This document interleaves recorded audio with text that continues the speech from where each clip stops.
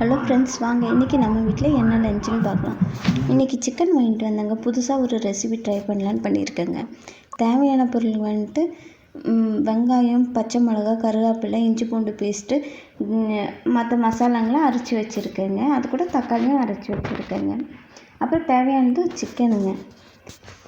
நல்ல சிக்கனை கழுவி அதையும் எடுத்து வச்சுருக்கேங்க. அந்த பக்கம் இந்த வரமல்லி, வரமிளகா, கிராம்பு, ஜீரகம், ஏலக்காய் எல்லாத்தையும் போட்டு பொடியாக அரைச்சி வச்சுருக்குங்க. அப்புறம் அடுப்பில் தவா வச்சுட்டு எண்ணெயை ஊற்றுங்க. அதுக்கப்புறம் எண்ணெயை ஊற்றுனதுக்கு தவா சூடாயிடுச்சு. சூடானதுக்கப்புறம் எண்ணெயை ஊற்றிட்டேங்க. ஆயில் கொஞ்சம் போட்டுட்டு அதில் கிராம்பு, பட்டை மட்டும் போட்டு தாளிச்சிட்டு, அதுக்கப்புறம் கொஞ்சம் ஒரு கைப்பிடி அளவு கருவேப்பிலை சேர்த்துக்கணுங்க. அது ரெண்டையும் தாளித்ததுக்கப்புறம் பொடியாக நறுக்கி வச்ச வெங்காயத்தை போட்டு அதையும் வதக்கி எடுத்துருங்க.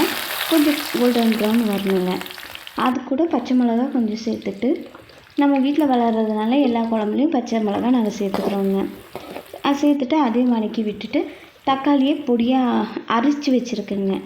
அந்த பேஸ்ட்டு தக்காளியும் அரைச்சி வச்சுருக்கேங்க.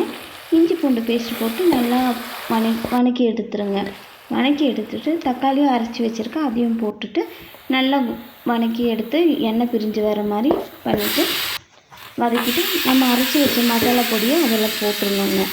போட்டு கொஞ்சம் நேரம் வதக்கிட்டு சிக்கனை போட்டு நல்லா 4-5 வாட்டி பரட்டி எடுத்துட்டு கொஞ்சோண்டு தண்ணி ஊற்றி குழம்பு வேக வச்சிடணுங்க. ஒரு 10 நிமிஷம் நல்லா கொதி வந்துடுங்க. அப்புறம் சூடான சிக்கன் கிரேவி நம்மளுக்கு ரெடி ஆயிடுச்சு. நான் எல்லா குழம்புலையும் உருளைக்கிழங்கு சேர்த்துக்குவேன். எனக்கு ரொம்ப பிடிக்கும். ஊட்டிக்காரங்க உருளைக்கிழங்கு நிறைய சேர்த்துக்குவாங்க எல்லாத்துலேயும். நம்மளோட லஞ்ச் இன்றைக்கி ரெடி ஆயிடுச்சு. வாங்க சாப்பிடலாம்.